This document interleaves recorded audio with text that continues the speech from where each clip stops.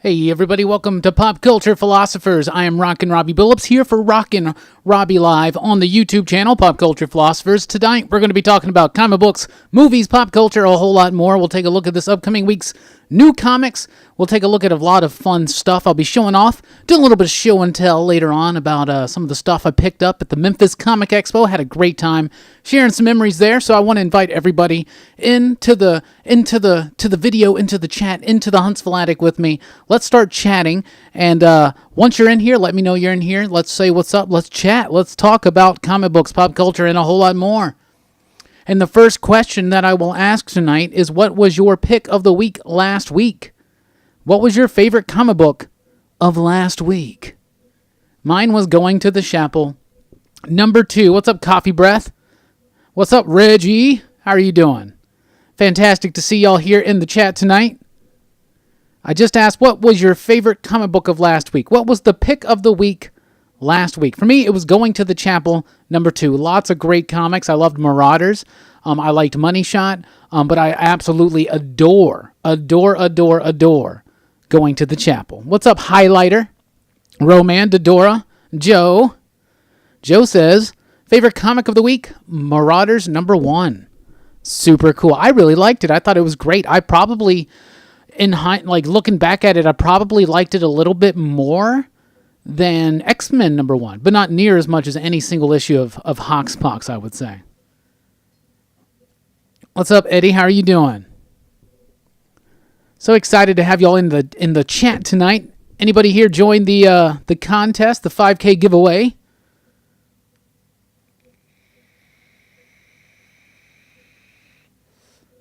What's up, Christopher? How are you doing?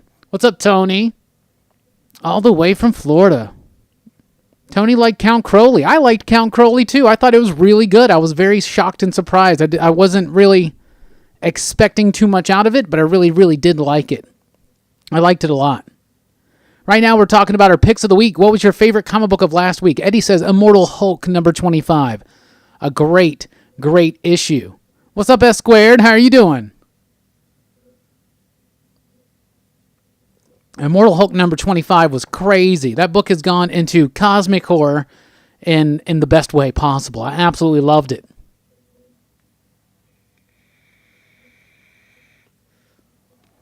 Coffee Breath says Going to the Chapel was great, but he's going to have to go with You Are Obsolete. Issue number 2, I believe, for the pick of the week for them. Heck yeah. I like the first issue a lot better than the second. I wasn't completely sold on the first one, and I wasn't sold at all on the second one, but maybe I just need to take another look at it. Going to the Chapel is very impressive to me, though. I see Immortal Hulk 25 was great. Marauders number 1 was great. What else? What was your favorite comic books from last week? On my recommendation, picked up Money Shot and Creature Feature. What'd you think about him, Highlighter? I love Creature Feature. S Squared. Flash 81, Middle West 12, Hulk 25, Marauders number 1, Resident number 4. Fantastic books. I enjoyed every single one of those. I really did.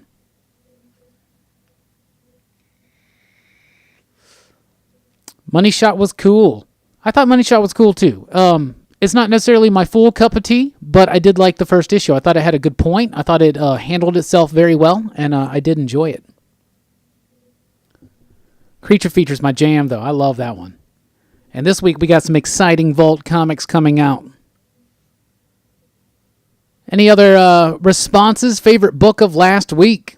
And once again, welcome everybody to Rockin Robbie Live. What's up, Logan? I'm doing fantastic. How about yourself? Last time we talked, the Yankees were still in it. Now they're not, of course. I mean, it's okay. Series is tied up 2-2. Astros Nationals. That's neat. I haven't watched it. I'll be honest. I'm a little bummed out still. The Mask was crazy, Tony. I couldn't quite get into it, but I did try. But definitely made me think about going back and checking out some of the original stuff. What's up, Marco?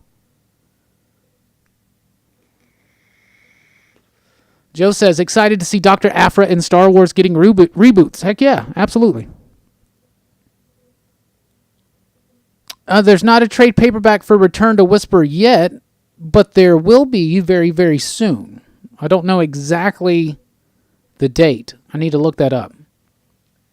But there will be soon. And they're still available digitally and all that stuff too.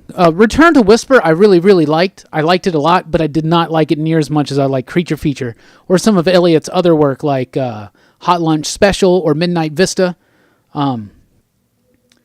Well, you could say that, Logan, but I think to me, and this is just me, I'm just a fan. I'm not like some kind of a crazy baseball expert or anything like that. To me, what happened was, obviously we didn't get the clutch hits at the right time, and we left a lot of people stranded. So did the Astros, talking about the ALCS right now. So did the Astros at the time. They had more opportune hits, and they're a great team. They got great pitching and they got great hitting. We were lacking in pitching pretty much all year long, starting pitching. Now, our bullpen was amazing, but by the end of the season, these guys are gassed. You know what I'm saying? And they're like what kept us in there throughout some bad pitching. But I think if we can build around getting like two really top-notch starters, I think we'll be pretty much unstoppable. But who knows? I think there's still some shuffling around.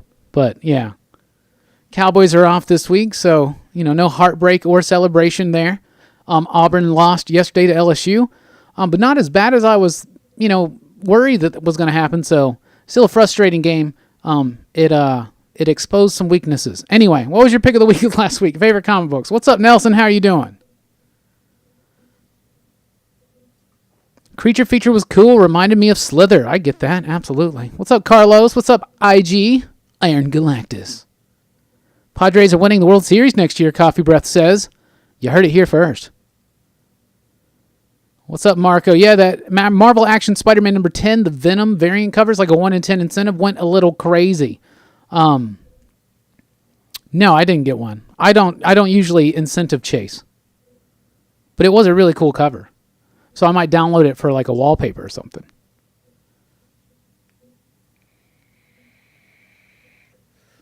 Yeah, I'm interested in Iron Man 2020 just because it's nice timing because it is 2020. So that's kind of cool, but I don't know. I haven't been super impressed with Dan Slott's Iron Man work so far. Maybe I'm probably going to do a reread, get caught up for Iron Man 2020. We'll see what happens.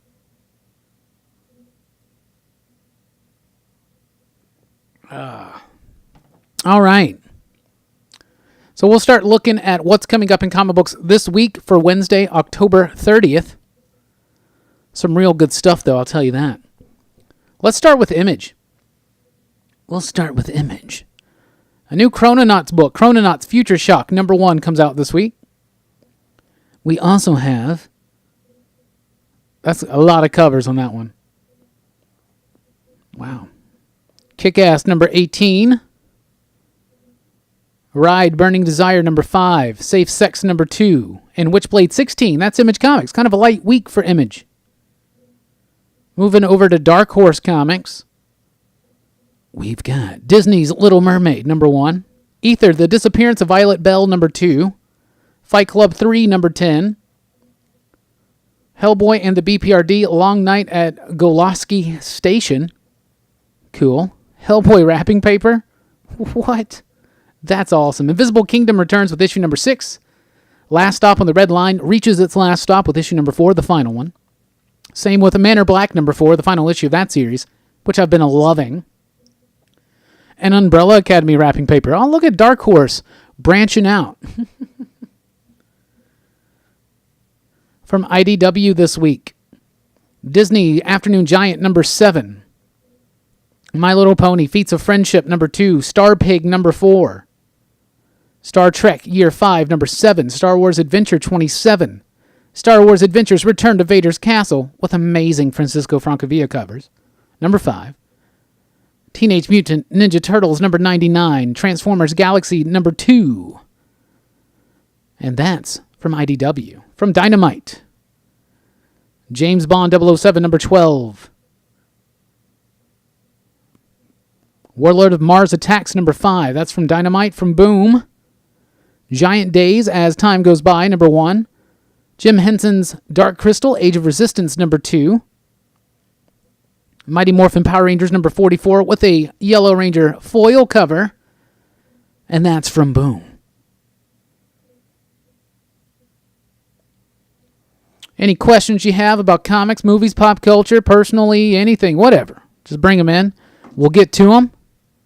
Other comic book companies, before we get to the big two, Archie 1955 number 2 was out this week. Bloodshot number 2 was out this week. Headless number 3. Knights Temporal number 4.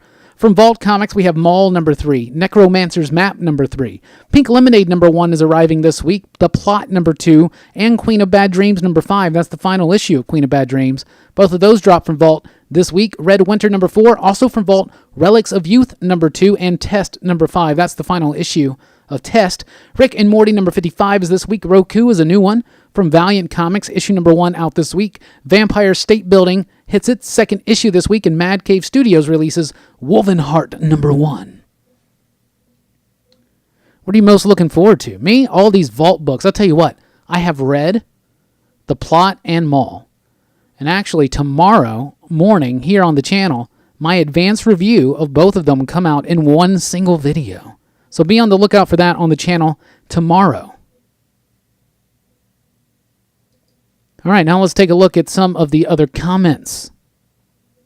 Yeah, Six Gun has a deluxe edition coming out this week. What's up, Hamburger Basket? How are you doing? Nelson says, pick of the week was King Thor. A great conclusion to Aaron's run. Really liked Marauders and Valkyrie, but the best thing I read this week was Marvels. Like the old school Marvels. Is that what you're talking about? That's a fantastic book. What's up, Adam? How are you doing? I've been liking Power Rangers as well, Carlos. I cannot wait for the crossover with the Turtles either. That's going to be fun. No, I do not have a copy of Micronauts number 1. I probably did when I was a kid, but no longer. I was hoping Dodderman was going to work on X-Men after seeing that Marauders cover. First of all, his Marauders cover is amazing. Secondly, he's going to be on Giant Size X-Men, Jean Grey and Emma Frost, which is going to be a one-shot special. There's going to be a series of Giant Size X-Men one-shots, and the first one coming out in February 2020 is Jean Grey, Emma Frost, written by Jonathan Hickman with artwork by Russell Dodderman. A dream come true.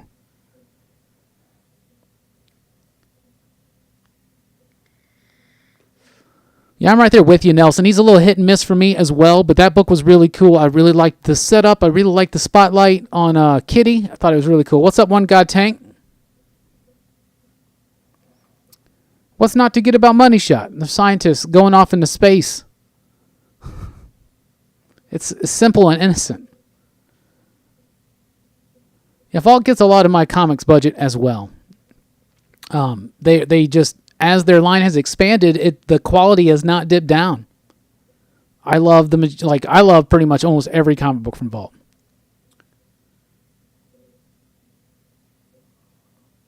I'm always excited for a new Jonathan Hickman book, especially in the new X-Men universe, Nelson. I'm very excited to see what's going to happen in X-Men Fantastic Four. It's going to be nice to see Zdarsky tackle the Fantastic Four again. It's going to be nice to see the setup from issue number 1 about the upcoming tensions and struggle with the FF and the X-Men over, of course, Franklin for sure. That's going to be interesting to see play out. And, another thing that's cool is X-Men are super popular right now, and this is tied into the X-Men, so it means a lot of people are going to be checking out a Fantastic Four book, and that's super, super cool. Yeah, I'm interested to know more about the Emma and Jean stuff, too, and definitely more interested in seeing that conversation between Logan and Scott. Marauders was so funny. The Ex-Pirates. I loved it. It's almost November. Who do I got for Publisher of the Year? Well, Reggie, there's still some time to go, but I have already been thinking about my lists for the end of the year. And right now, I'll tell you this. There are 2 comic book companies that are neck and neck for me as far as Publisher of the Year goes to. They are, of course, Vault Comics and Boom Studios. I think Boom has done some exceptional work. So for right now, for me, it's one of those 2. Of course, last year I picked Vault, so maybe I have to go the other way this year. I don't know. Yeah, the Power Ranger comics have been fun. I am super pumped for the Omegazords, and I'm even more pumped for the inevitable toys that we're going to get afterwards.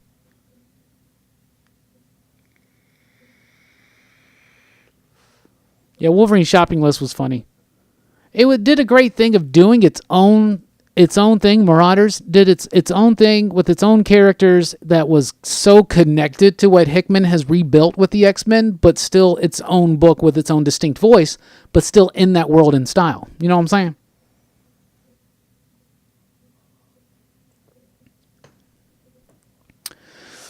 Marvel might be number 3. Marvel's got some good ones this year. Their biggest success this year for me was getting Hickman on the X-Men books, and apparently that's been in the works for a while. Absolute Carnage has still been fun, and they got some good stuff, but line wide, I can't say that the overall direction of Marvel is impressing me that much right now. Same with DC. I think DC is on a slide, and it's on a slide down, so I'd like to see DC kind of course correct. I'm just talking about the line wide. But I'm loving, though, I'm loving all the Justice League stuff. But DC quality across the line has really taken a dip. But they've also done some really cool experimental things, and I really think they're going to have some breakout hits at the end of this year and next year with some of their, especially with the Black Label line. But DC's done a great job of trying to branch out a little bit more.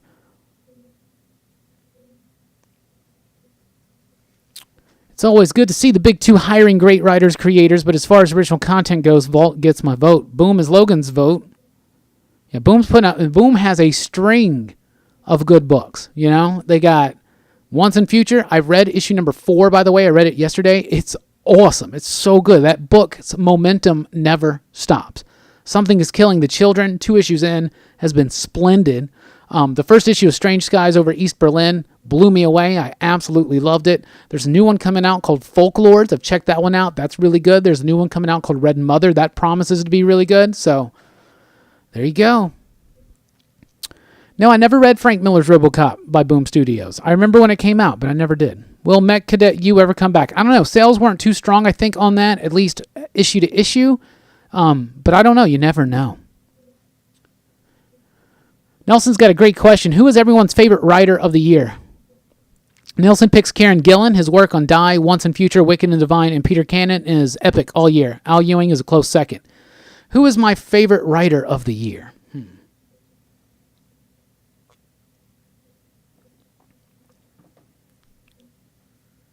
Man, if I picked one last year, I may have picked Michael Morisi or Donny Cates. I don't know. This year, I might be going Writer of the Year. I might actually go Jonathan Hickman this year. He's done the impossible. You know what I'm saying? He's done the impossible, it seems. He's taken the X-Men who between just mediocre runs and Marvel's, not inability, but unwillingness to really push forward with some bold direction for the X-Men over a long time, really. Hickman's done, like, overnight, turned the X-Men from a mid-tier Marvel book into one of the most dominant franchises of the year again. So, there you go. So, right now I'm thinking early in Hickman. But Michael Morisi's very, very close. If you look at work like Maw, The Plot, Wasted Space. No, Jeff Lemire's who I picked last year. Yeah, Jeff Lemire's solid again this year. James Tynion, too. James Tynion has really, really cranked up his level of output and quality this year, in my opinion.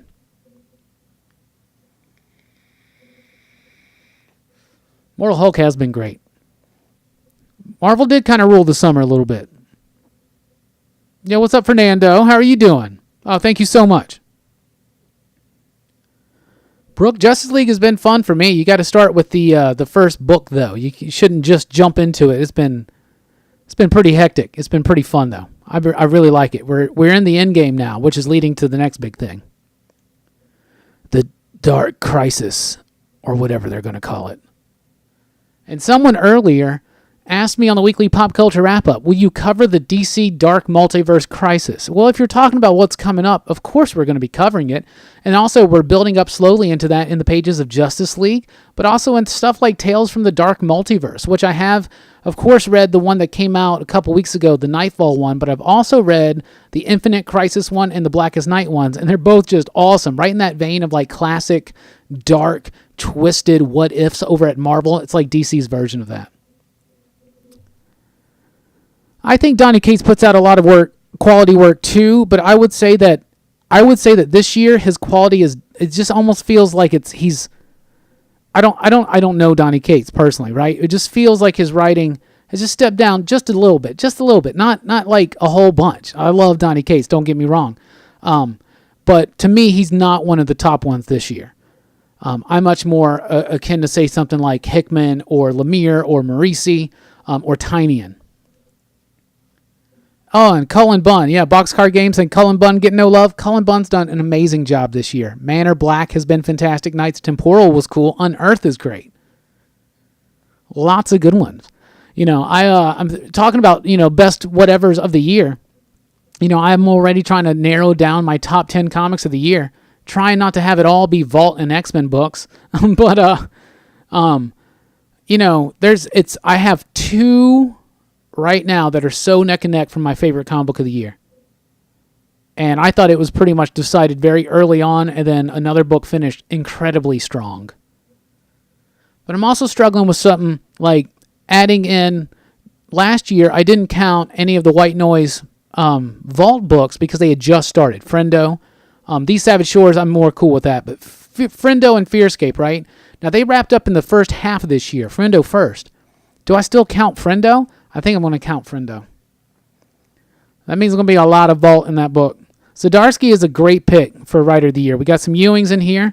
Oh, Carlos, I have read the first issue of Joker Killer Smile by Lemire and Sorrentino, and it is so freaking good. I also got to read the first issue of the Question series by Jeff Lemire, and it was really cool too, especially if you're a fan of the Denny O'Neil run. You're really going to fall right back into it. It's a little bit more edgy, a little bit more hard-edged, even though the original Question book by O'Neil and company was a bit hard-edged for its time. But it's really fun too. But Joker Killer Smile is by far the best DC Black Label book I've read so far. Gideon Falls, that's a fantastic book. No, I don't think King is the top writer of this year. But last year, I think he is a deserving of the Eisners that he's won. I think he gets a lot of unfair hate because of some divisiveness amongst the fandom of the Batman book. If you look at his other work, though, Heroes in Crisis was a big dud for me. But Mr. Miracle, Vision, Omega Men, Sheriff of Babylon, come on. Yeah, Justice League is overwhelming, Reggie. I freaking love it.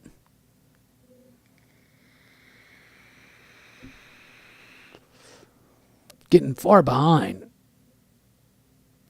New to comics, going to subscribe to one. Which one do you recommend? Oh, man, I recommend plenty of them. Just check out the weekly comic book review. Fantastic stuff on there. Pretty much anything with Vault. What's your favorite movies? Find things that are similar to that. Yeah, I think Tiny is going to have a hell of a year in 2020.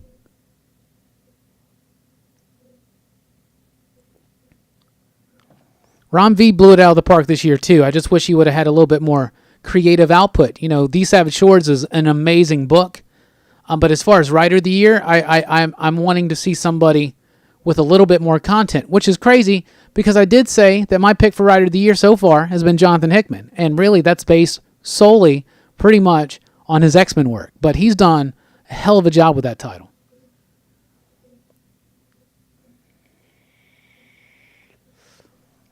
I think Vision, my favorite thing Tom King has done might be, at this point, it's Vision or Omega Men.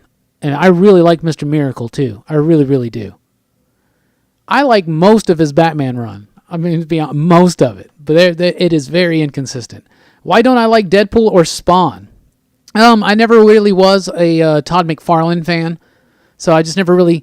I got into Spawn for a little bit, but the story just kind of plodded along and never went anywhere for me, so I just kind of jumped out of it pretty quick. Deadpool to me was... Deadpool's a fine character, but most of the time he's just written to be a little bit obnoxious, a little too much. I don't know. Just not quite my cup of tea. Deadpool doesn't lend itself to be involved in the types of stories that really appeal to me the most, which are usually more sci-fi and horror and type stuff like that. Deadpool books are usually pretty silly, and I dig a silly book every once in a while, but Deadpool just kind of, it's just one note for me. Both of them are kind of like one notes for me, but that's just me. Everybody's different, to each their own. What would you say is the main problem with DC? Seems like Rebirth was huge, just tailing off of that, huh? I think there have been some leadership changes at DC. There's a lot of uncertainty amongst editorial and the creators, it seems, about what to do. The delays of Doomsday Clock really kind of halted progression of the main push of the DC universe. They got some things planned. We'll see what happens. But as the stuff that's coming down the pipeline right now about the 4G versus 5G and all that kind of stuff, I don't know. We'll have to see what happens. I also just feel like Bendis' Superman stuff kind of petered out about like 6-7 months ago.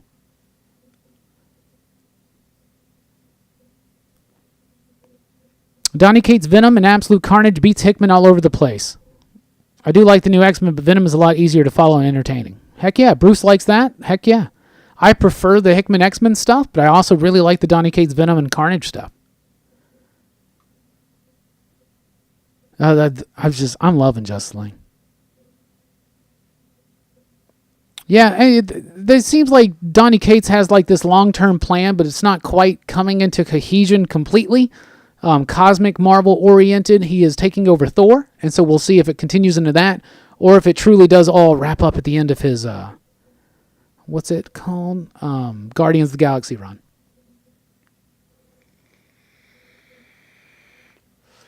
I haven't watched the first episode of Watchmen yet, but I hear really good things about it, so I'm excited.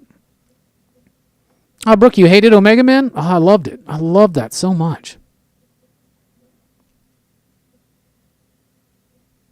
Al Ewing's done a great job with Marvel this year.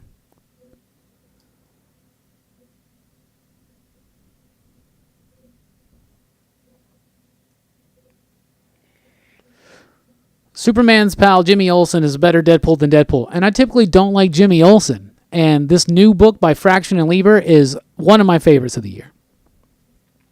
Yeah, I just haven't read any of the East of West for this year. I'm way behind on that, and I just decided I'm this far behind, I'm just going to wait till it's done and read the whole thing. Love EOW, though. My favorite adaptation of graphic novels to film?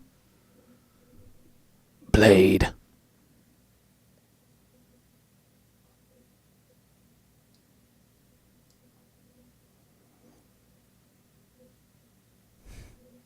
I don't think... Okay. I'm definitely interested in Strange Adventures by Tom King because that, to me, fits more into the vein and wheelhouse of what I like about Tom King.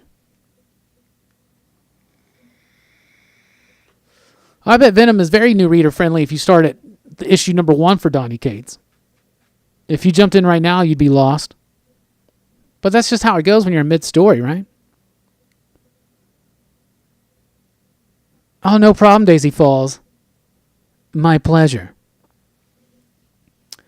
Highlighter, I do see some of the same problems and trends and habits from the 90s starting to creep back into comics, and now it seems like the internet even kind of exaggerates it further. So, yeah, I see a lot of same stuff. All the variant covers, speculators, things like that. Yeah, we got to be careful because what really builds comic books for the future and really builds the industry is having engaged readers buying these books and reading them, devouring them. Not necessarily buying books just to collect or buying books to sell online later on for a profit or something like that. And that's all cool, valid aspects of comic books in this world. But what will really grow this industry is having a bunch of engaged readers. And so that's why we're always striving more towards the reader side of things, because that, to us, is, there you go.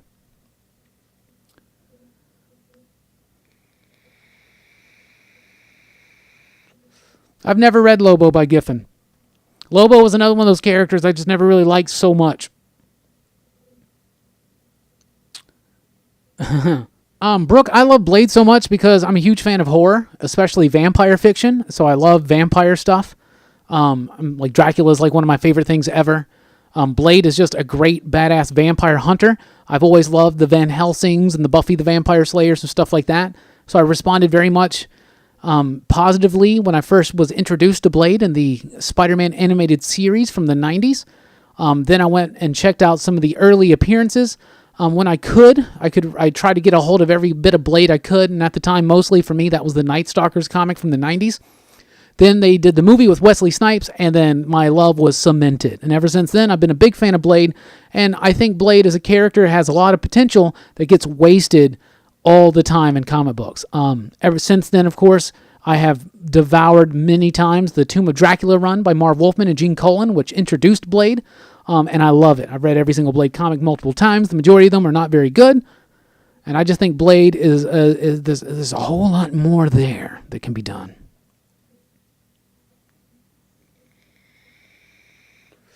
Most expensive comic I have. I don't know. I don't have a dollar amount value put on it or whatever, but I have a copy of Fantastic Four number 5. That's my favorite part of my comic book collection and probably the most expensive one I have. Why did they do this $20.99 thing in Marvel? Well, because Marvel's celebrating 80 years, their 80th anniversary, right? Back to 1939. And 80 years from now is $2,099. So it's a real fun way, kind of throw it back. But the number one big reason is because people that were kids that read $2,099 stuff back in the 90s, people like me, we're like older now and we have more disposable income. So yeah, hit that nostalgia button.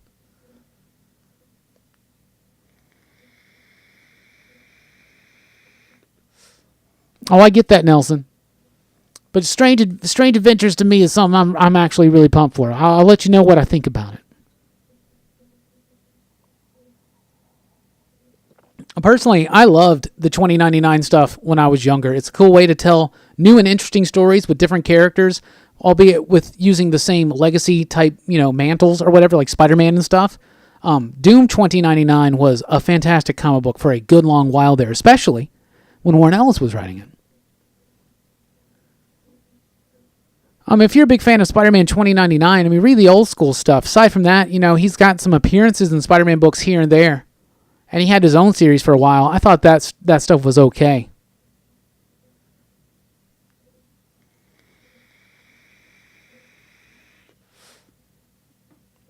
Heck yeah. Let's take a look at what's coming up from DC Comics this week. From DC Comic Books, we have the Aquaman Giant Special out this week. Basket Full of Heads, the Joe Hill miniseries, kicking off Hill House Comics. That debuts this week. Batman and the Outsiders has an annual out this week. Batman has an annual out this week. DC Ghost Giant is going to be a nice little collection of Halloween-y, ghosty type stories, so be on the lookout for that. The final issue of Deceased launches this week, issue number 6, with a Dark Side variant. Harleen number 2 comes out this week. Joker Killer Smile number 1 comes out this week. Pick of the week warning right there. I've already read it, and it's amazing. It is so good. Last God number 1 is out this week. I flipped through that one, but I didn't actually read it yet. Sandman Universe Special Hellblazer this week. Nightwing Annual number 2 this week. Tales from the Dark Multiverse Death of Superman is out this week. And the Wonder Woman Annual from Marvel Comics. We have Black Panther number 17, the final issue of Contagion, issue number 5, Conan the Barbarian number 10, the final issue of Dead Man Logan number 12 out this week. Death's Head number 4 is out this week. A Doctor Strange annual launches this week. Excalibur starts this week. Very interested to see Apocalypse's new role in the X-Men universe. So excited for that. Fantastic Four Grand Design number 1. I'm so pumped for this one. It's going to be amazing. Friendly Neighborhood Spider-Man number 13, Invisible Woman number 4, Ironheart number 11. Star Wars Rise of Skywalker Allegiance number 4 is out this week. Marvel Zombies Resurrection number 1. It's a relaunch of the Marvel Zombie stuff. Red Goblin Red Death, a one-shot, comes out this week. Runaways number 26. Savage Avengers Annual, the final issue of Silver Surfer Black, that's number 5. Star Wars Dr. Aphra Annual number 3. Superior Spider-Man 12. Venom number 19. Yeah, some fantastic comic books out this week. What are you most excited for? Me, The Plot #2, and Joker Killer Smile.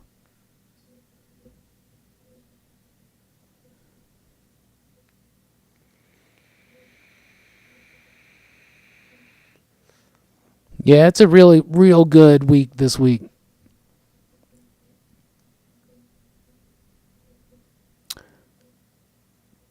Is the format of the DC Black Label like when they come out with the graphic novels? Are they as big? I guess so, right? I didn't take too close of a look at the Batman Damned one. I'll tell you this though, Joker Killer Smile is amazing. It's really good.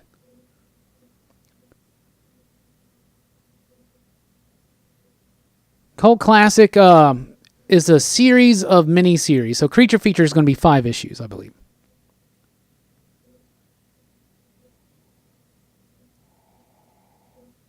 You're welcome, Brooke. That's what I'm here to do. I'm excited for Dead Man Logan #12. That book's been good, but I'm kind of ready to, I would say like I'm ready to like drop a book off the pull, and they get big these lists every week, but I think I heard something about that book kind of surviving on with some of the other characters or something. I think maybe I dreamt it. I don't know. Heck yeah. So that's what's coming up this week. Any other questions? Anything you guys want to chat about? Throw it in right now. I haven't read The Last God yet. I got a PDF of it and I flipped through it and then I never got back to it. It looked awesome, but I will totally review it for the weekly review this week. Lots of exciting stuff this week. Yeah, Slot's still on Fantastic Four.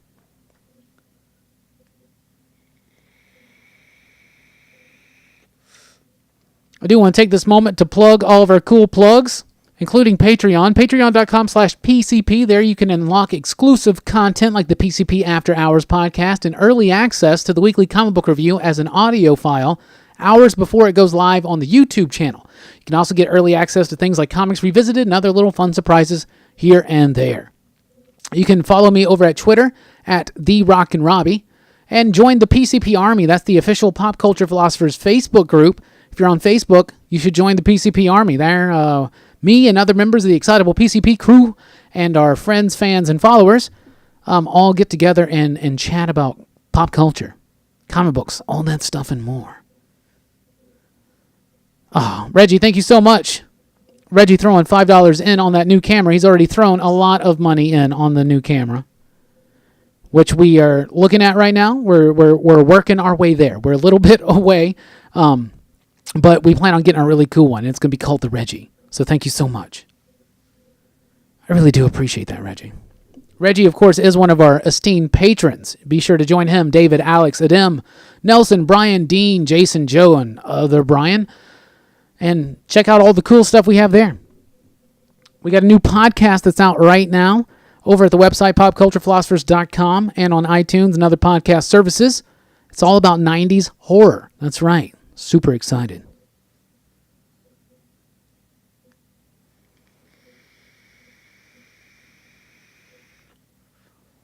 I heard Venom 19 isn't going to be what we all want. Well, I don't know what we all want, nor do I know what it's going to be, but I'm excited to check it out. Cage's daughter's first appearance is in Dead Man Logan 11 as Lady Thor. That is why it has staying power. Ghost Rider TV show has been canceled. You're absolutely right.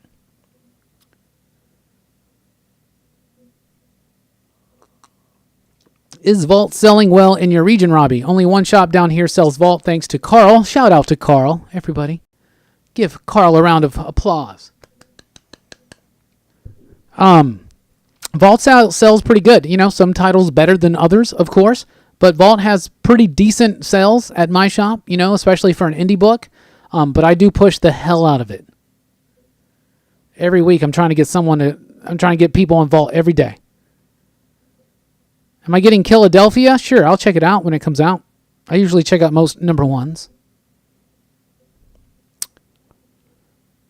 Twitter handles Fear Sleep. If you ever see me commenting, I'll keep my eyes open. Do you ever do you ever grab the collected hardcovers and Leaning Towards Kill or Be Killed Deluxe Edition?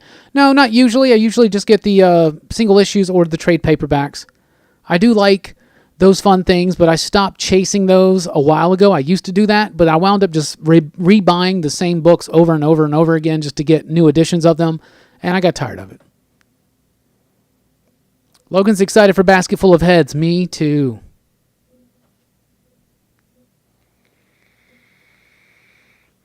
Ghost Rider is another underutilized horror character. Or maybe, I wouldn't say underutilized, because there have been plenty of times where they use them, a lot, but not necessarily well, Blade's being used pretty decently right now, especially by Jason Aaron over in the pages of Avengers, but I'll tell you all this, though.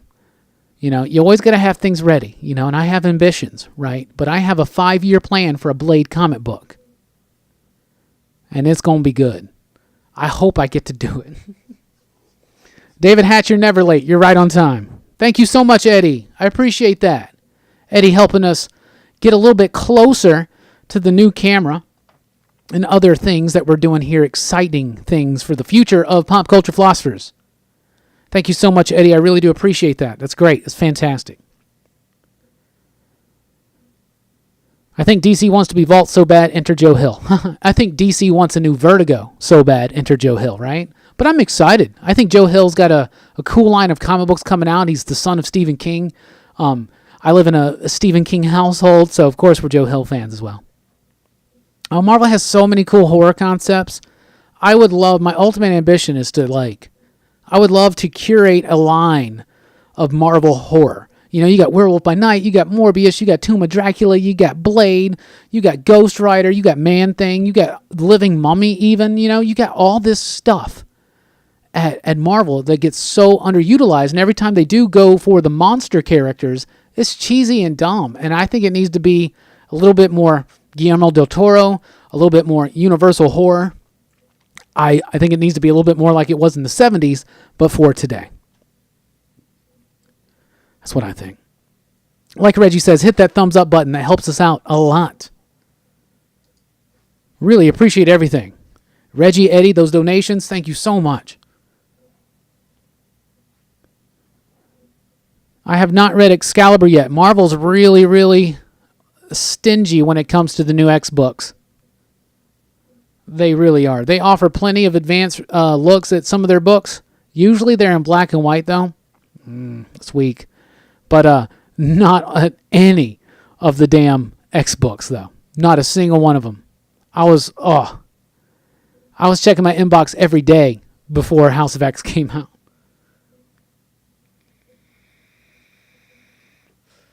Excalibur's one I have the smallest amount of hopes for, but I had small hopes for Marauders as well.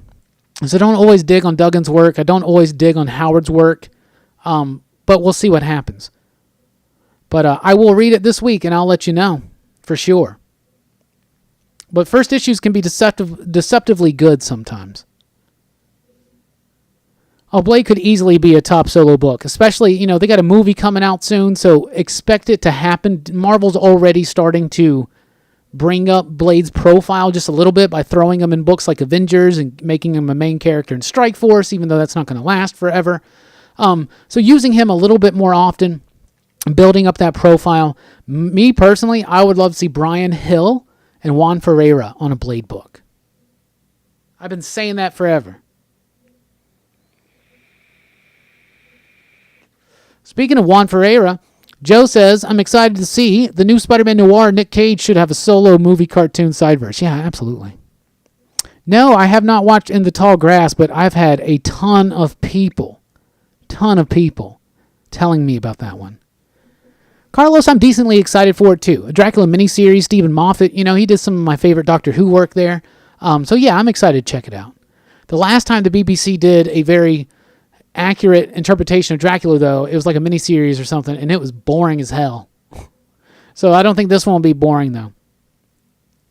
I hope the Lock and Key TV show doesn't suck either. I love Lock and Key. That's a fantastic book. That's another reason why I'm super excited for Hill House.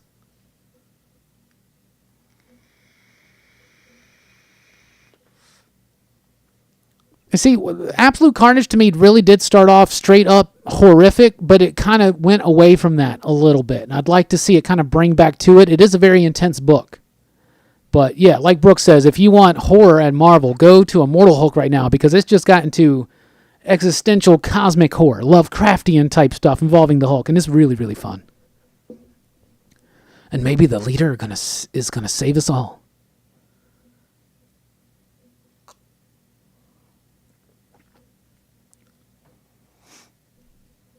I like the first two Hellboy films, the Del Toro one. Didn't really like the new one so much, but it was curious that they went towards the end of the Hellboy saga and pulled up all the Arthurian stuff, right? And then threw it all in that one movie where they were trying to rebuild and relaunch a franchise, which is weird. It's just weird to me. Speaking of Hellboy, this Thursday, we've got Comics Revisited returning for our Halloween special. That's right, Hellboy. Brooks and I are going to be chatting about the entire saga of Hellboy. So if you've read Hellboy and you love it, we're going to be talking about all of it this Thursday. And then after that, we're going to be taking a bit of a hiatus on Comics Revisited, basically to let me get caught up on it. But however, since I announced that hiatus to the crew, we are now 2 episodes in the bag done. So it should not take too long to get back on schedule for Comics Revisited Season 2, ramp that up, and then not too long away from after that, launch Season 3. But we have some really exciting plans for Comics Revisited. But be sure to anticipate the Hellboy one. If you're one of our Patreon supporters on patreon.com/PCP, you have access to that video right now, actually. Thank you so much, Not Lou Ferrigno. Super appreciated. Y'all are the best. Thank you so much. Added all the Hill House books. That's super cool. They all look really neat and have some neat ideas behind them and great covers. So I'm really, really excited for them. And of course, we'll be chatting about them here on the live streams and on the weekly comic book review. But thank you so much, Not Lou Ferrigno. Reggie, Not Lou, and Eddie, y'all are the best. Thank you so much for the donations.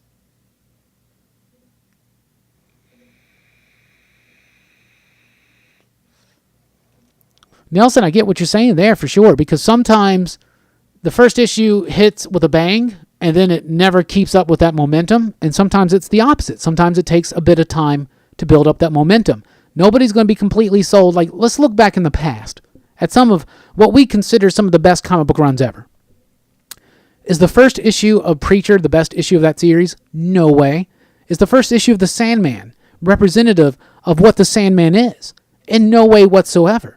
So, yeah, you can't, like, comics today, it's a weird, different world. Back in the day, people used to, we used to allow comic books a lot of space and a lot of room to grow. They would pick up some steam, some traction, right? And you think that would be almost easier to do nowadays with the internet, right? With more widespread availability of the internet, right? But it seems like comic books, it seems like most companies don't want to allow more than 5 issues. You know, Future Foundation, which was a book I didn't think was going to last too long anyway, just because it's a secondary Fantastic Four title, and I think we need to strengthen the core title before we worry about auxiliary titles. But it was canceled before the first issue ever even saw print. They just looked at initial numbers and response, and they were like, never mind, let's cancel it. What? We would never had Preacher, Sandman, Starman, The Invisibles, Transmetropolitan. We would never have those books if this was the model back in the 90s. But, you know, I don't know. Maybe I'm just an old man. Comics used to be better back when I was a kid. I think they're actually better now, but business practices aren't as good, right? I have high expectations for Kelly Thompson's Deadpool 2. I almost hate that Kelly Thompson's on Deadpool, Reggie, because I'm a huge Kelly fan, and I'm going to read it. Of course, Chris Bachalo on the artwork, too. What a crazy, crazy cool combination. And speaking of Kelly, I was actually thinking this earlier. Where is Leonardo Romero? Where is he at? What book is he on? Because he should be on something. Just saying. I totally plan on checking out The Watchmen. I hear really good things about it.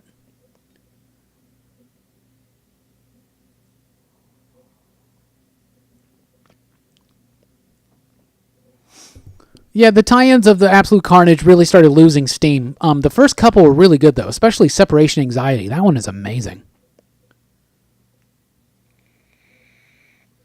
Michael's got a great announcement. If y'all got Comcast, free HBO this weekend, including Watchmen. That's a good way to launch it. What's up, Comic Corpse? How are you doing? I think you spelled it right, Brooke. I really do. There was a 4 Yancey Street one-shot. It was just a one-shot. It had some cool art on it, and it was a nice little fun throwaway story. Yeah, I remember Romero and Shuri too, but I haven't no announcements coming up that I'm aware of.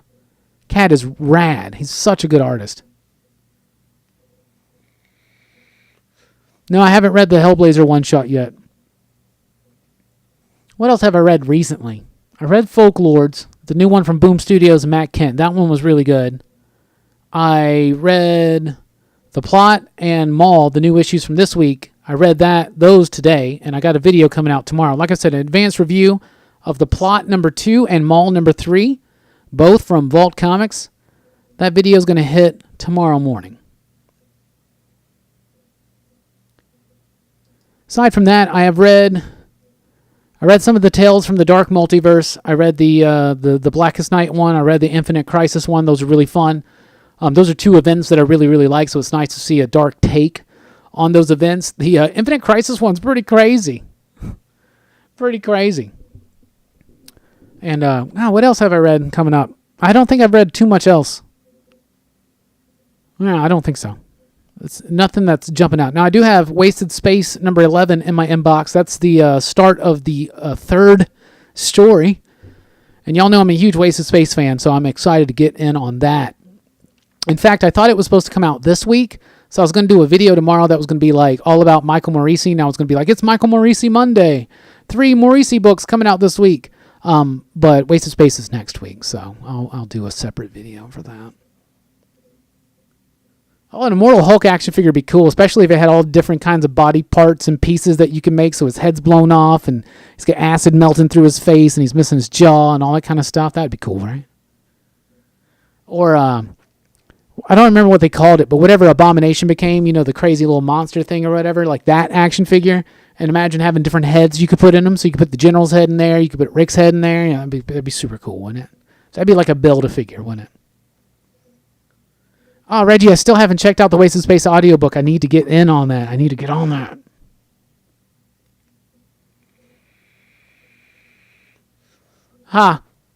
Michael, here's a funny story. So last week, I was getting ready to film the weekly comic book review. And I was like, I really feel like, because after you eat something really supremely spicy, you get this like endorphin rush, right?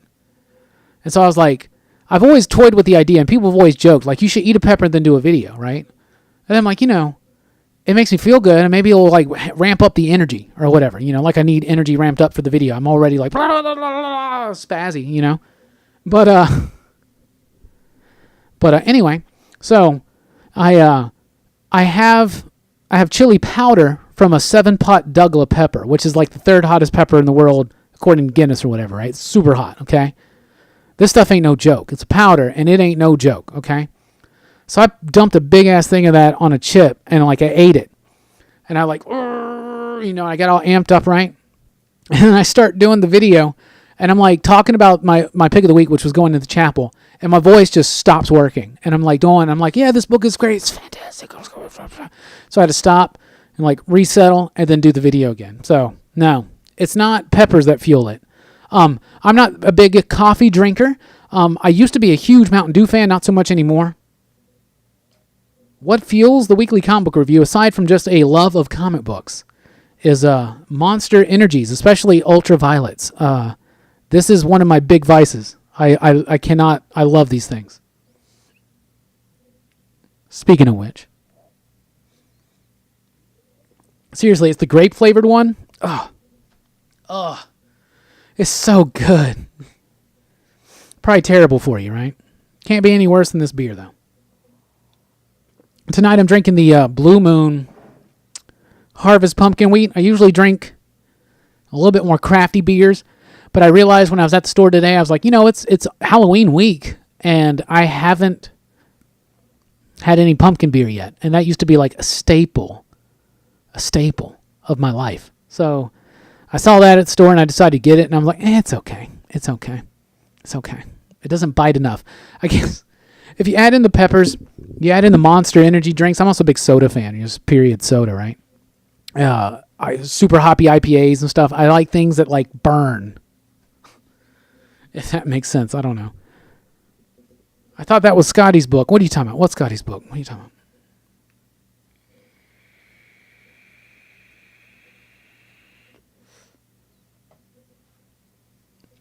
How do you read so many books in a short time? People all the time, Reggie, tell me, like, how do you read so much? And I'm like, do y'all not?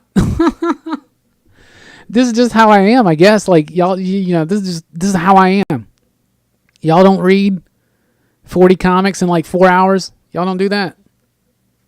Is that something unique?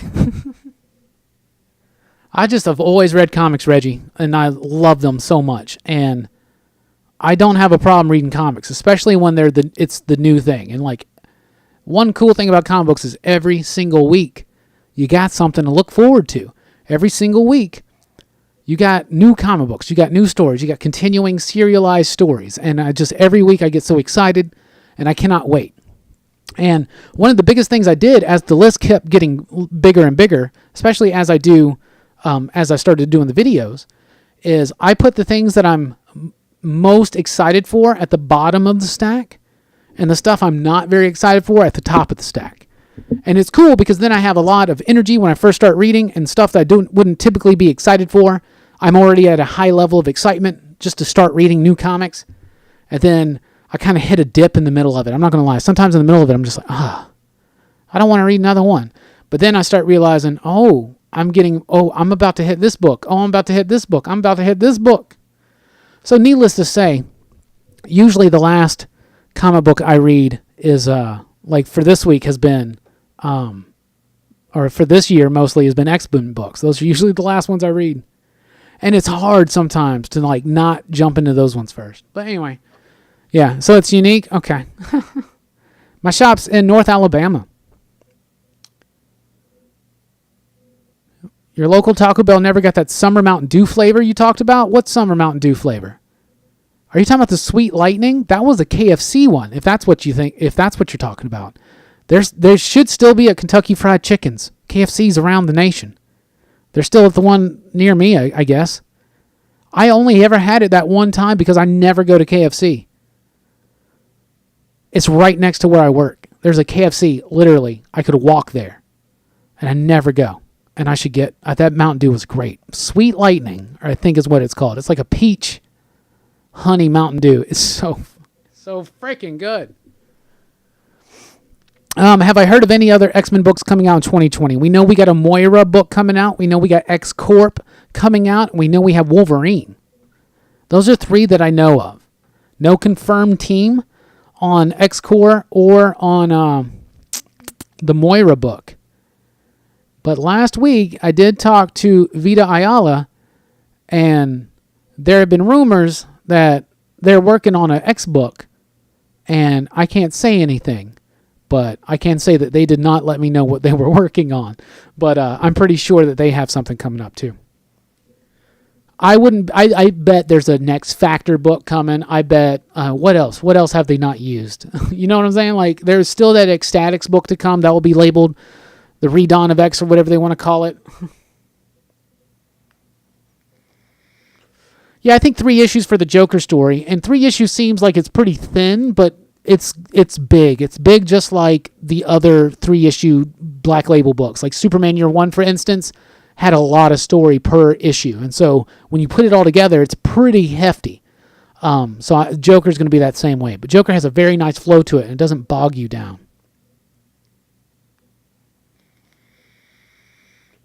See, Hamburger Basket, when stuff like that happens, I just have to drop it. And that's why sometimes I drop books that I shouldn't. Maybe books like people have been on me about Die. They're like, why don't you read Die?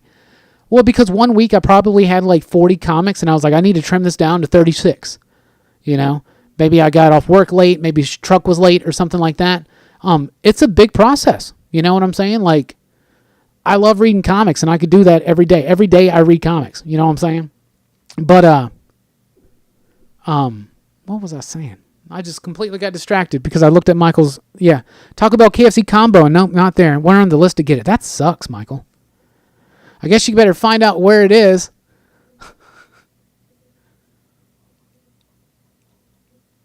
That sucks. In my area, they don't sell Mountain Dew Livewire, so every time I'm like in any other state near me, that's one of the first things I do.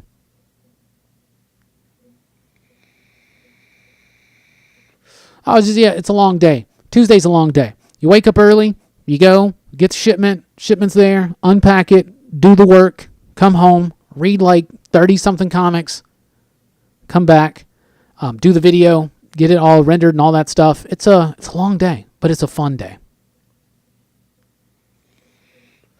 Brian, I can't imagine them doing too much of a follow-up to Meet the Skrulls right now because it just wasn't too big of a selling of a book, but it was a great book. But I'll tell you this, if Rodriguez gets more gigs, it was Rodriguez, right? No, who was it? Who was the writer of that? Williams? Whoever the writer was. The more gigs they get at Marvel, more likely we'll see some ramifications of that pop up.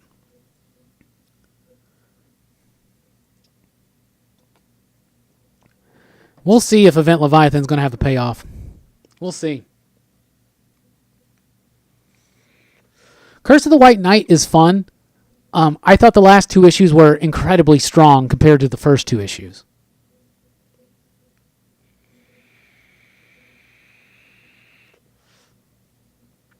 Vita is a fantastic writer. I'm very excited. Their work on The Wilds, which was edited by their friend Danny Lohr, they worked on that book together, is finally supposed to be coming out early next year in trade paperback, and I've been just waiting to read that. Robbie Thompson, that's what it was. Rodriguez, Williams, whatever. I knew it was a Robbie. Us Robbies got to stick together, but we don't have to remember each other's last names. But yeah, whatever. But yeah, Vita Ayala is a fantastic writer, and they are absolutely a fantastic person. Last week, I met Vita, and I ran into Liana Kangas again. I met Liana at Heroes Con this year, and it was so much fun hanging out with them. I got a picture right here of me and Brian with Vita and Liana right there. It was such a fun show. We had such a great time. We met Rico Renzi. That was my second time meeting him, but we got to chat with him a little bit. We chatted with Ramon Villalobos, Mike Norton, a whole bunch of people. It was so fun. Vita was absolutely amazing. And look at that shirt. Their shirt with the jellyfish. Oh, best shirt of the con. So yeah, it was a super fun weekend, and I got some fun stuff to do on show and tell and all that. What's up, Atari? How are you doing? Yeah, Man or Black's final issue is this week. I'm excited for it, but at the same time, I'm like, man, only 4 issues. I want more. Any good comics to get you in the Halloween spirit? Well, I got a video, top 5 horror comics, but just to give you the rundown, any of the old school Tales from the Crypt, Vault of Horror type stuff. Lock and Key from Joe Hill, IDW. Afterlife with Archie. Saga of the Swamp Thing by Alan Moore. And my number 1 comic book for Halloween is Hellboy. If you've never read Hellboy, start with Seed of Destruction. If you have read Hellboy, read any Hellboy you haven't read already, or just reread it. Seriously. Hellboy's the best horror comic ever, ever, ever. As far as new stuff, definitely check out The Plot. Plot number 1 is out right now, though it's sold out, so it's really hard to find. However, this week, Plot number 2 releases and a second print of Plot number 1. That's a book from Vault Comics. Fantastic stuff. Also, if you like The Plot, check out Tim Daniel and Michael Morisi's other work that they've done together. Curse and Burning Sky? Burning Fields. I had to look over at the shelf. I said shelf. It's a pile of trades on a comic box. Why did I say shelf? I was trying to make it seem cooler, like I had a shelf over there for all my stuff, but instead it's all just in one giant pile. Conveniently off camera. Oh yeah, Tin Man's right there with another good answer. Gideon Falls. Gideon Falls is one of those rare comic books that is truly, truly scary.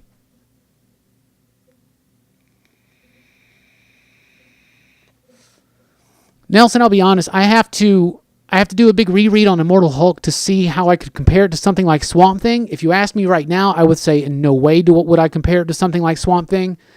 But to me, the Immortal Hulk, I'm not as big of a fan of Immortal Hulk as a lot of other people are. I like it. It's solid. It's a strong book. I think it's great, right? But it's not necessarily one of my top tier books every time it comes out, right? So I do owe it a reread, and I've been stacking up the trades over there on that shelf, that fake shelf that I got. And so yeah. Everybody else jump in on this one. Fox wanted to know any good comics to get in the Halloween spirit. I would also recommend the new Creature feature from Vault Comics. That was another real fun Halloween-y type thing. So what's y'all's favorite horror comic stuff to get you in the mood for Halloween? I said Hellboy, Saga of the Swamp Thing, Afterlife with Archie, any of the old school Tales from the Crypt EC type stuff like that, and Lock and Key. Love it.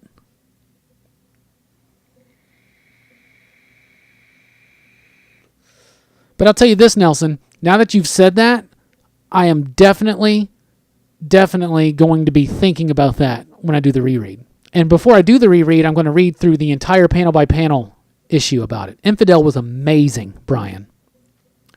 And Brian's have a similar code. That's nice to know. I'll let Brian know, because I think he lost his membership card. We've just been calling him Ryan now.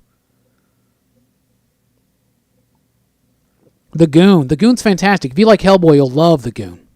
If you like The Goon, you'll love Hellboy. 2 different books, but also similar. Harrow County. Only ever read the first book of that. I need to get into more of that.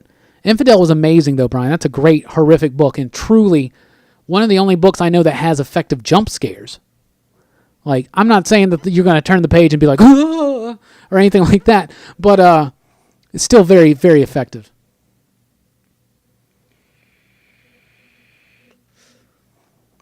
I get what you're saying, though. Yeah, starting as horror, turning into sci-fi, and then a nice merging of the two. And that's something that Immortal Hulk is really cool with. Okay, yeah, I get that. Eric recommends Spawn. It looks like some of the more recent issues of Spawn are very, very horrific. What else is there? Great horror comics. Perfect books for Halloween reading.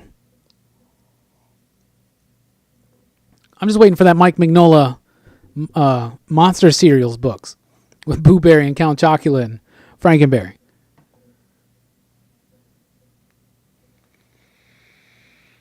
Yeah, another cool thing about that Justice League Dark Annual was Rom V did some of the writing on that, so that's super cool.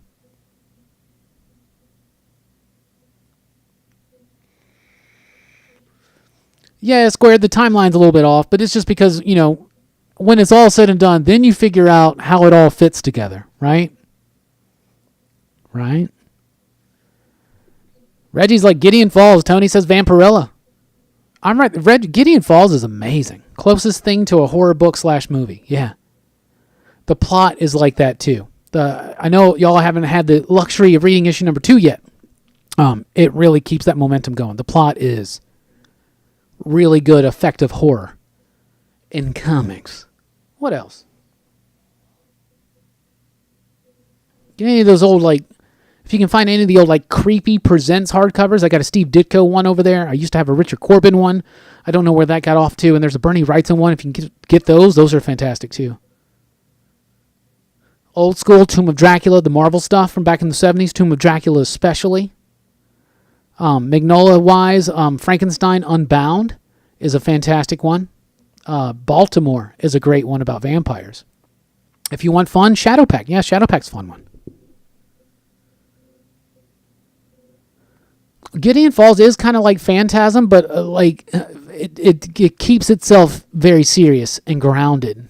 For as weird as that story gets, it's way more grounded to me than Phantasm. Speaking of Phantasm, man, I was going to show it off. I was at Walmart. You know how they have those big bins of $5 Blu-rays?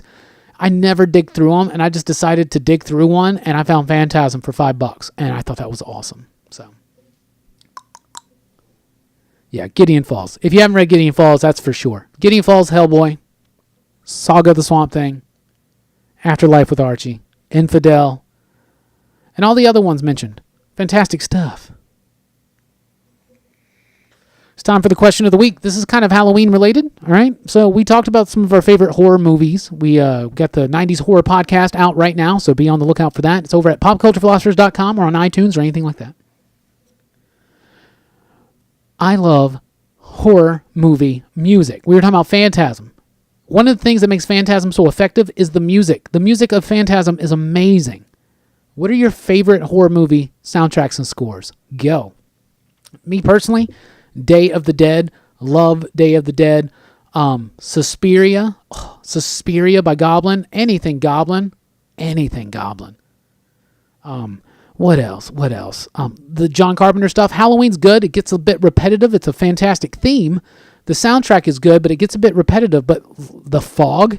The Fog is an amazing score. The Tales from the Dark Side intro. Heck yeah.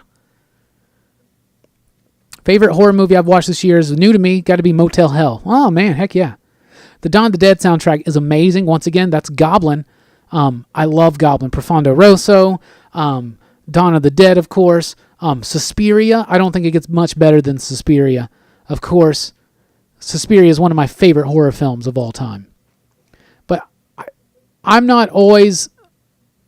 this isn't always the most popular opinion, but Day of the Dead to me is my favorite. If I could only have one, it's Day of the Dead. The Twin Peaks soundtrack is amazing.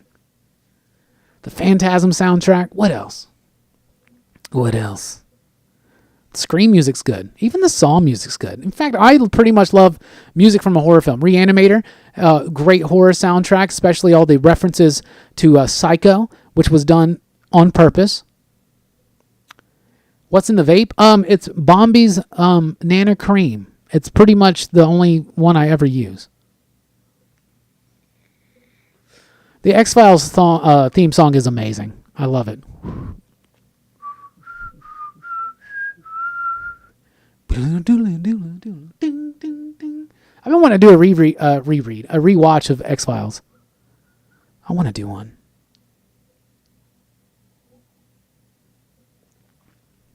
What are your favorite horror movie soundtracks? That is the topic of discussion right now.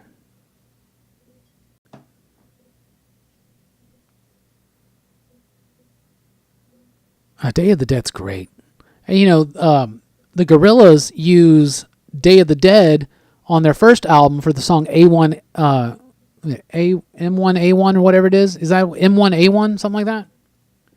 With the bit where he's like, hello. Killer Smile's a definite grab. I loved it so much. Artwork's great. The story's great. It's psychological. You're getting in the head of this dude who's kind of becoming obsessed with the Joker. Really cool, fun stuff. And if you like Gideon Falls, apply that to Joker, and that's kind of what it is. But it's very psychological, it's kind of like Silence of the Lambs-esque a little bit. It's so good. It's just so good. I still haven't seen the new Twin Peaks either, Hamburger. Oh yeah, Day of the Dead was supposed to be huge. They were going to have the big tank called Dead Reckoning and all that stuff. Then he eventually used that in Land of the Dead. Oh, man. Well, I guess we're gonna have to take control. Bobby Brown's On Your Own from the Ghostbusters 2 soundtrack is amazing.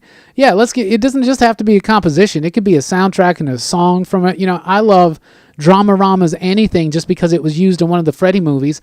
Dokken, Dream Warriors. Freddy's always had some great music. Great soundtrack and great score. Like the score to Freddy is great stuff. Psycho's got great stuff. I don't watch as much Japanese horror as I used to when I was a super big movie buff and always watched anything new horror. I love some Japanese horror though. Ju-on is one of my absolute favorite horror films of all time. I love Audition as well. I think I want to say Audition was on my list for my top 5 in 90s horror. Maybe I changed it at the last second.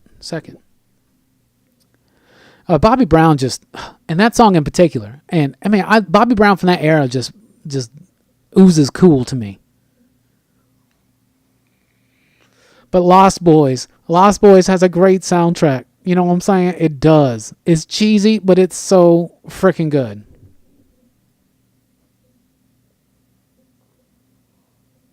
But no, I haven't checked out Cut of the Dead. Should I check it out? Jaws has great music, absolutely.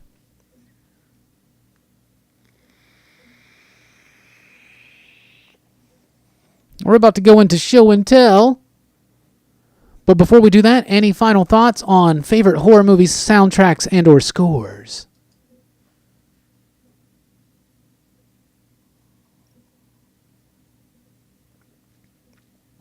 All right, so last week I did go to the Memphis Comic Expo. I already showed off the picture of where I met Liana Kangas for the second time and Vita Ayala. Super fun, good times. This is where I met Scott Snyder. That was super, super cool. Scott Snyder was such a gracious, super fun, ultra cool dude. He was fantastic.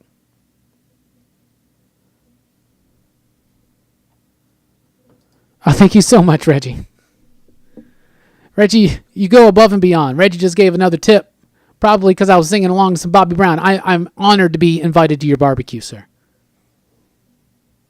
Bobby Brown's the shit, dude. Every little step I take... Every little step I take, you will be there. Every little move I make. Oh, now you got me. I'm supposed to be listening to nothing but horror movie music and stuff this week. And now I'm gonna go to work tomorrow and just be blasting some Bobby Brown. Thank you so much, Reggie. But yeah, that Ghostbusters 2 sound. I used to have. Okay, so my mom, we had.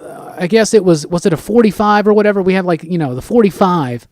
Of that single from Ghostbusters 2. And I used to play that damn thing all the time. I also had Thriller, the album, and I would play that over and over again, the Thriller song. But that Bobby Brown song from Ghostbusters 2, I love the hell out of that song.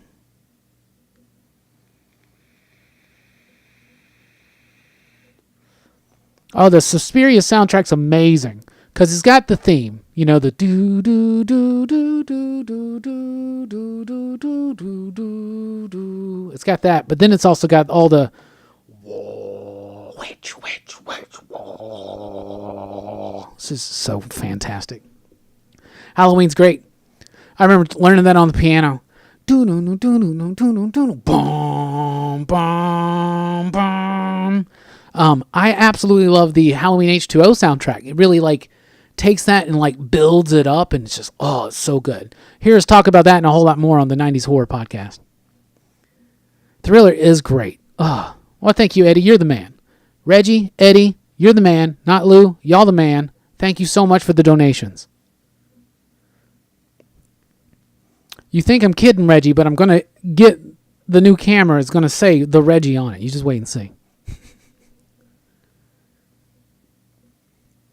Oh, best horror comic is Doomsday Clock because of the horror of the delays. But at least every single issue, at least to me, is super solid and super fun. And only one more left. And Gary Frank, I think, shared the fact that he's finished. It's done. His part is done. It's over. It's drawn. It's supposed to be out, December 18th? Something like that. I'm excited to sit down and read all that in one go. I'm very excited. And what's cool is that around that time, I'm pretty sure I'll be doing the Watchmen episode of Comics Revisited Season 2. So it's going to be really cool to kind of read them both back to back. That'd be really neat. And my plan, nothing is set in stone ever. But my plan is after Doomsday Clock wraps up, to have a live stream where we kind of discuss it and the ramifications of it. And maybe I can even get Brooks or Delaney in on that live stream or something like that. So that'd be super cool. All right, so I went to Memphis Comic Expo, like I said, met Scott Snyder, met Liana Kangas and Vita Ayala. Fantastic people.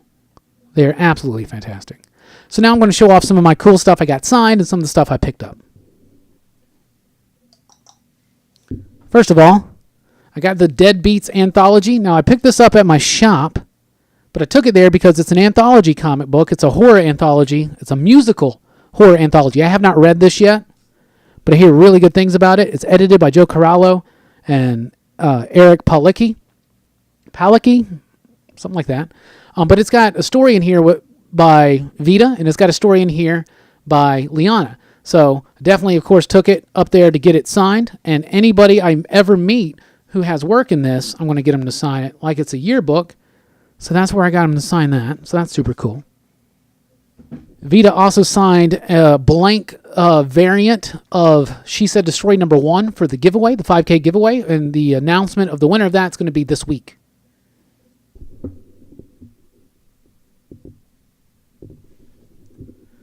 Okay, pardon me. I'm like moving around too much, so I'm just gonna let you guys take a look at the Comics Revisited thumbnail again for a while while I grab all this stuff out and get it ready.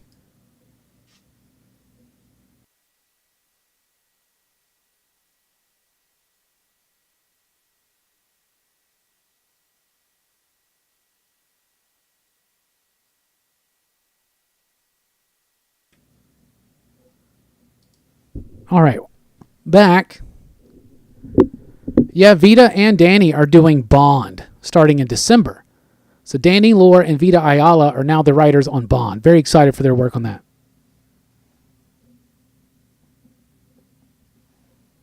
I went to the show with Brian, my buddy Brian, who you see on some of the Comics Revisited episodes.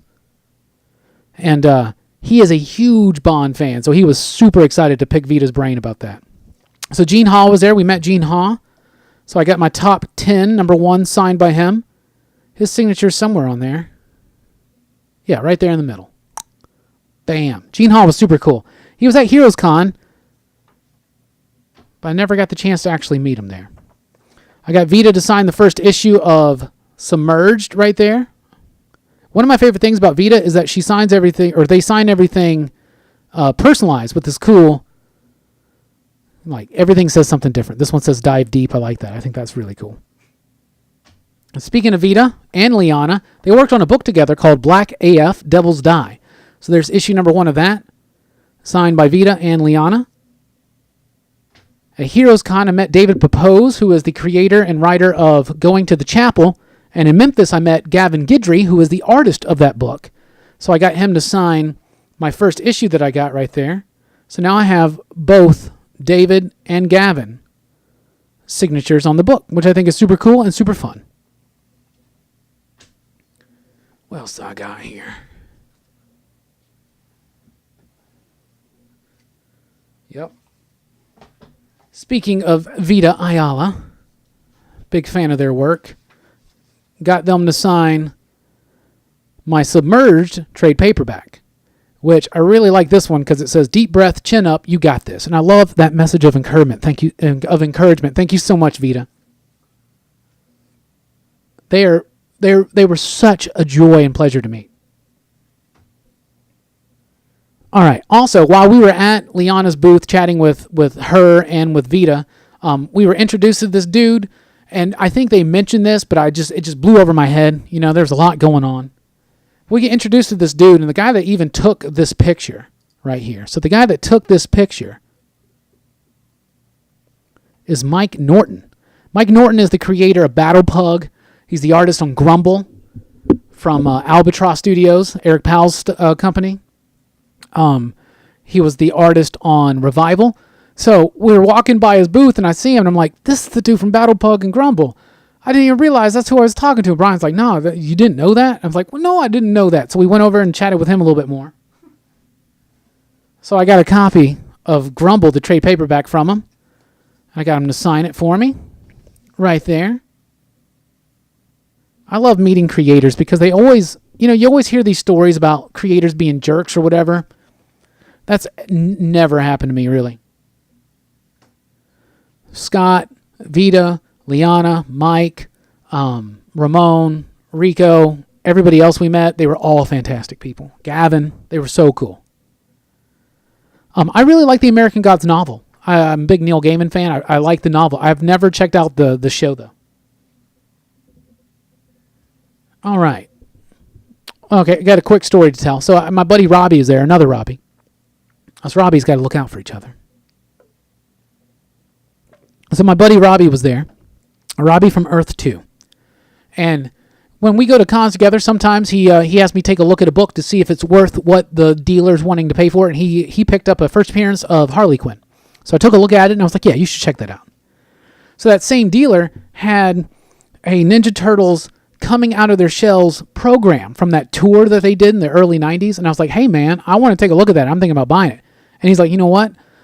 basically, he gave it to me as a commission. He's like, since you sold that book for me, I'm just going to give it to you. So I have a Ninja Turtles Coming Out of Their Shells tour guide, completely intact. It's got the poster. It's got the comic strips. This is when the Teenage Mutant Ninja Turtles had a live show.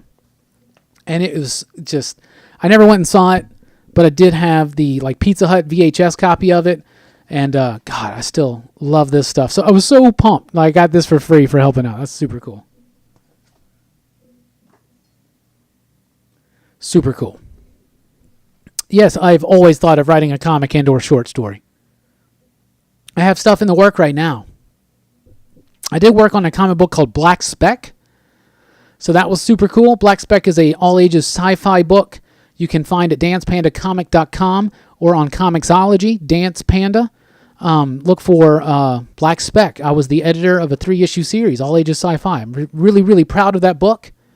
And more work is on the way, trust me. It's just going to take a while to get there because it's a busy life for all of us, isn't it? So I met Peter David this week too. So, okay. I've said that everybody that I've ever met has been the coolest person. Well, I've heard things about Peter David and I was a little nervous. Well, when I first met Peter David, I had my Aquaman books on me. So I took these 2 books to him to get them signed. Aquaman number 0 and Aquaman number 1.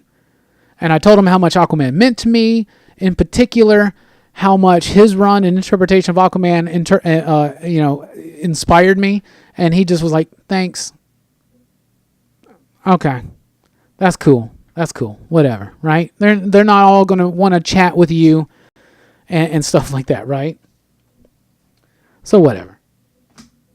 But then I went with some Star Trek books. This was probably 2 hours later. So I brought these 3 books, which Peter David wrote. And this dude chatted with me about Star Trek for 10 minutes. And he wouldn't stop talking. How random. How random. I tell him how much Aquaman means to me, and he's like, thanks. It's Aquaman, whatever. Star Trek, though, he was like, oh, man. So this is his first Next Gen book. This is the first volume of New Frontier, which is an entire Star Trek show that was never aired, basically, that Peter David created for these novels. And they're really, really good. And this is one of his first hardcover Star Trek Next Gen books, Q Squared, and I love Q, and he went on about it. So, but he did sign them, and it seemed like he was more excited to have someone bring Star Trek books to him than Aquaman. Though everybody else I saw that chatted with him, he was talking about the Hulk. So it seems like he's very, very passionate about the Hulk, but at least to me, he seemed more passionate about Star Trek over Aquaman. But it was a joy to meet him, still.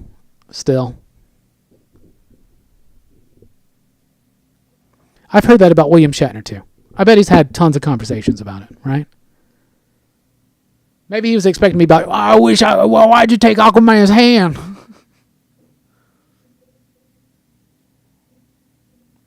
This is a real fun show. So now I'm going to show you the stuff I got Scott Snyder to sign. Got him sign my first issue of Last Night on Earth. He's got a really nice signature, doesn't he? I got him to sign my lady's copy of Witches, which is another fantastic Halloween horror book, is Witches. So he signed Witches for her. So that was super cool. I got him to sign my first trade paperback of Justice League. Told him how much it meant to me. He showed me some artwork for some upcoming issues. Really cool, fun, exciting stuff happening in the pages of Justice League. Scott was just one of the absolute coolest dudes. And I got him to sign my metal hardcover. I wanted to get him to sign a Batman Who Laughs hardcover, but I didn't have one yet. But a lot of the people that I saw had the Batman Who Laughs hardcover, he actually drew like a Batman Who Laughs for him. Man. Anyway, it was a joy meeting Scott. It was a joy catching up with Liana. It was a joy meeting Vita and Mike and Ramon and Rico and everybody else. It was so much fun. Toys. I only bought 2 toys when I was there. First of all these I bought from my buddy's booth. Him and his other cat run a booth together. I can't remember what it's called right now, but this is my buddy Titus. So I got this, which is the Total Justice Parallax figure. Heck yes. So excited to get that. I'll open it one day. And y'all know I love Marvel Toy Biz 10-inch action figures. So I've never seen this, so I had to pick it up. This is a Green Goblin. But if you look at it, it's a hobgoblin repainted, and the legs and arms are translucent. But it's a hobgoblin, just painted to be like the Green Goblin. But it's 10 inches. So we're going to open it up. We're going to open it up right now. And as I'm opening this up, if you have any thoughts or questions, get them in right now because we'll be wrapping up very shortly. No, Tony, I did not get the first appearance of Harley, but my buddy Robbie did. And I'm very happy for him. He got a really good deal on it. And by convincing him that he was getting a good deal on it, I got a commission. Which I thought was really funny. All right. There's probably going to be some damn twisty ties on this. I just loved this because it's not a Green Goblin. You know, I got a Green Goblin figure from this era, and this is the mold for Hobgoblin.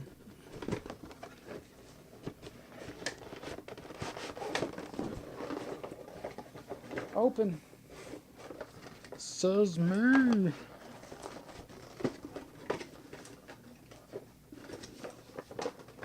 Anyway, Titus, I really appreciate you hooking me up with a deal, and your homie. So there it is right there. Super cool. Comes with the glider, comes with the pumpkin bomb. And I really like the hell out of those like translucent legs and arms. I've read the first issue of Vampire State Building. I thought it was pretty decent. I don't know if I'll check out issue 2. Issue 2's out this week. It all depends on how big the stack is, and it looks like it could be a pretty big stack. But issue 1 was all right. I really did like Charlie Adler's artwork, though. I thought it was pretty solid.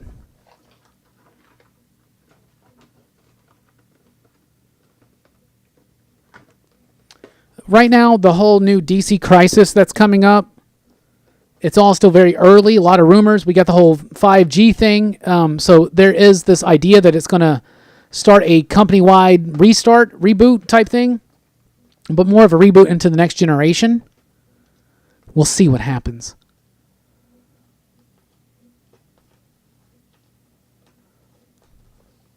But basically, after any crossover, after any event, after any crisis, there's going to be new books, new jumping on points.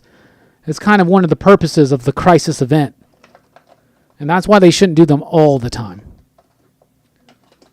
I used to collect Darkness comics back in the days when it was Garth Ennis, and then shortly after that, Scott Lobdell. I collected that stuff and read it, but then I fell out. Damn twisty ties.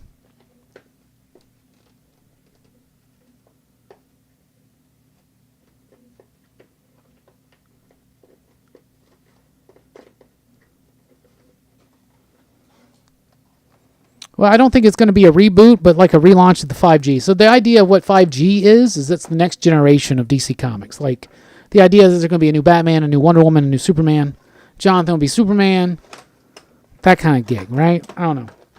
I don't think it's going to be a good idea to do a live thing, a big giant thing. I think it's a fine idea for them to do a new Crisis because there's a lot of fallout from Doomsday Clock to deal with. There's a lot of fallout from the Snyder Justice League stuff, and that's what the Snyder Justice League stuff's building into. I'm fairly certain is why Scott Snyder got a writing credit on that first issue of Tales from the Dark Multiverse, because I'm pretty sure. Oh, the pumpkin's a little translucent too. But I'm pretty sure that it's because he was the one that laid in that foundation there for the upcoming Crisis. But something's coming. What is it? He's already announced a sequel to Metal, or a spiritual sequel, he says. The glider's really cool. That looks very much like the Goblin's glider from the comics, the early comics especially. It does not look like the Hobgoblin glider. This is a different glider design. It's not the glider design that they used for the Norman figure. It's not the glider design that they used for the Hobgoblin figure. So that's different and a little bit unique, and I like the straps that it has instead of clips. Now, the figure is cool. It is Green Goblin, but he's got the hood, so he's obviously Hobgoblin. But it still works. It looks a little bit more like a mix of of like the old school classic Goblin and that new Phil Urich Goblin from like the 90s. The pumpkin is permanently attached to his hand. No, it comes out. But it does have a very nice peg there, so it will easily go back in. Super cool. Let's put him on the glider.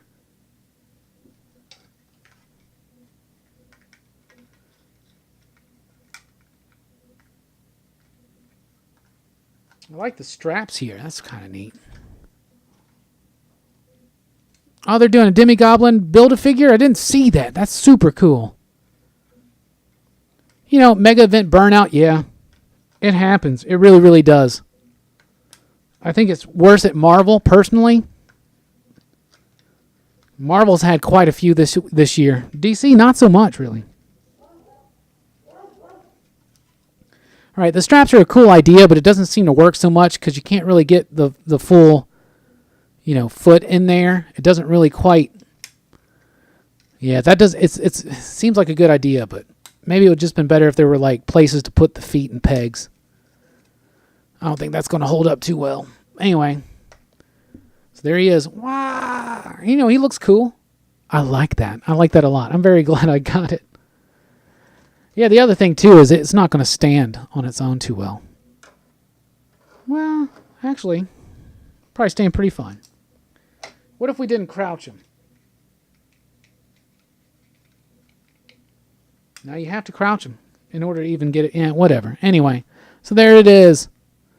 And that brings us to the end of the show. So any final thoughts, questions, comments, concerns, get them in right now. Heck yeah. I'll open up that Parallax one day. Next week, I got some exciting things to open up, including a new Man-at-Arms action figure. Very excited. It's along the lines of this He-Man that I opened up a few weeks ago. So I got the Man-at-Arms for that. Maybe by next week, I'll have the Tila. Who knows? A Super Skrull Build-A-Figure. Oh, that's cool. Is that in the new Fantastic Four line? I wasn't planning on getting those toys, but if they're doing a Build-A-Figure for Super Skrull, it's kind of interesting. Yeah, Blackest Night was a great, great event. I loved it.